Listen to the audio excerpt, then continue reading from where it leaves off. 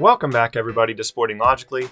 Today we are talking about 4 NBA stars that completely changed their games with a new team. With the constant player movement through trades and free agency in the modern NBA, and the endless cycle of creating and recreating new super teams each season, there are inevitably going to be those players that will be asked to play different roles and bring different skills to the table than what they had been asked to with their previous teams. For some players, this means a sharp move down the offensive totem pole or a change in their shot distribution. For others, having more talent on the roster lessens their scoring responsibility in a positive way, allowing them more energy to impact the game in other ways than they chose to in the past. The first player on the list is going to be Kevin Love, a player that has seen his game change tremendously in his move from the Timberwolves to the Cavs. In his last few years in Minnesota, Love was the offensive focal point for the team and one of the best inside-out scorers in the league. The development of a consistent three-point shot was key to his increase in scoring after his first 2 seasons in the league, which is one of the reasons he was seen as such an ideal fit for the Cavs' burgeoning super team once LeBron decided to return to Cleveland in 2014. Once Love arrived with the Cavs by trade, however, his game changed dramatically. As expected, he saw his number of field goal and free throw attempts drop significantly as a result of not being given nearly as many post-up opportunities with his new team. When comparing his last 3 seasons in Minnesota with his first 3 seasons with the Cavs, you can also see that though the total number of three-point attempts per game aren't that different, the percentage of Love's total field goal attempts that come from beyond the three-point line per game is significantly higher with the Cavs than it was with the Timberwolves. This season, the team has even taken it a step further and asked Love to play the center position, which is a lot to ask for a guy that may be listed at 6'10", but is closer to 6'7" or 6'8" in reality. Despite the team's struggles this season, Love has posted his most efficient offensive season with the Cavs to date, but his overall production still pales in comparison to what he did in Minnesota, before he had to make such large sacrifices for his new team. Next on the list is Paul George. Now obviously this one has a pretty small sample size in terms of the number of games with his new team, but it is still interesting to look at how much different George is playing now compared to his time in Indiana. Much like Love, George is seeing less field goal and free throw attempts per game, and a higher percentage of the shots he is getting per game are coming from three-point range. He was one of the best one-on-one scorers in the league in his last 2 seasons with the Pacers, and became accustomed to being the only real on-ball offensive threat for his team.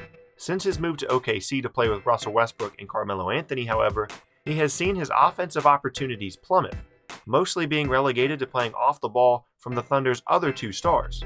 With the way their offense operates under Billy Donovan, it seems unlikely that George will be allowed any larger amount of offensive responsibility than he has now. But at the very least, he is finding other ways to contribute. As it stands now, he leads the league in steals and has been one of the most disruptive defenders in the NBA so far this season. He was always a fairly strong defender with the Pacers, but with less offensive responsibility this season, he has shown a newfound energy and commitment to the less glorious end of the floor. Although the team struggled mightily early, and George's future with the team is still unclear, it is still good to see him finding other ways to contribute and change his game to help his new team as best he can. Moving on, the third player on our list is Chris Bosh. As a young player with the Raptors, Bosh was one of the best inside scoring presences in the league. He was a staunch rebounder and rim protector, and did most of his damage offensively inside the three-point arc. He averaged 20-plus points per game in 5 of his 7 seasons in Toronto, and only made 53s total in that time span. Fast forward to Bosh's time with the Miami Heat and joining forces with LeBron James and Dwayne Wade, and you can see his style of play change tremendously.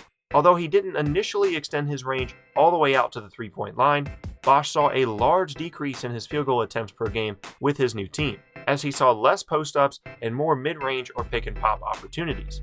He also saw a change in position, as the most successful of those Heatles teams featured Bosh at the center spot, allowing him to use his agility and length as a big man to create one of the most aggressive defensive schemes in the NBA at the time. Once LeBron left town in 2014, however, Bosh's offensive game truly transformed, making more threes in each of his last 3 seasons with the team than he did in his entire tenure with the Raptors. Bosh was truly one of the most valuable big men in the league and had a much bigger part to play in the success of those Heat teams than most people give him credit for. And whether it was with LeBron or without him, it is clear that Bosh had an incredible ability to morph and transform his game to fit the needs of the Heat. The last and probably most interesting selection on the list is going to be Kevin Durant. With the Thunder, Durant cemented himself as one of the best players in the league and one of the most talented scorers the NBA has ever seen. With his controversial move to the Golden State Warriors in July of 2016, however, it was clear that his game would change as a result of joining a team with such a talented roster. In his first season with the Warriors, Durant averaged the fewest shot attempts per game of his entire career, and as low as points per game if you take away his first season as a 19-year-old rookie in Seattle. But with his decreased volume came an astonishing increase in efficiency, as his overall field goal percentage shot through the roof.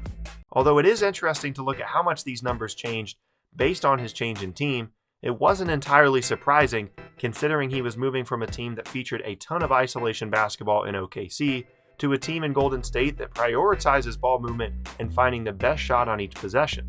What's most intriguing, though, is how Durant has been utilized with his new team defensively, and his newfound interest in that side of the floor. He is currently on pace to post his 2 highest blocks per game seasons of his career in his season so far with the Warriors, and is currently leading the team with 2.1 blocks per game this season. In addition, Durant's incredible length and skill allows him to play basically any position on the floor, making him an incredibly valuable defensive asset to the team. Though they don't utilize it much in the regular season, the Warriors' not-so-secret weapon in the postseason last year was to play Durant at the de facto center position, and to great effect. Though Durant wasn't a bad defender by any means in his later years with the Thunder, it certainly wasn't a focus of his with so much on his shoulders on the offensive end. You also almost never would have seen him play at the center spot for the Thunder either. But as this list has shown, a change in scenery often signals a change in play style, even for the league's best players. And that is all the time I have for today, guys. Thank you so much for watching. This has been Sporting Logically. If you liked the video, please be sure to leave a like rating down below. And if you'd like to see more videos just like this, please be sure to subscribe as well. Thank you so much, and I will see all you guys next time.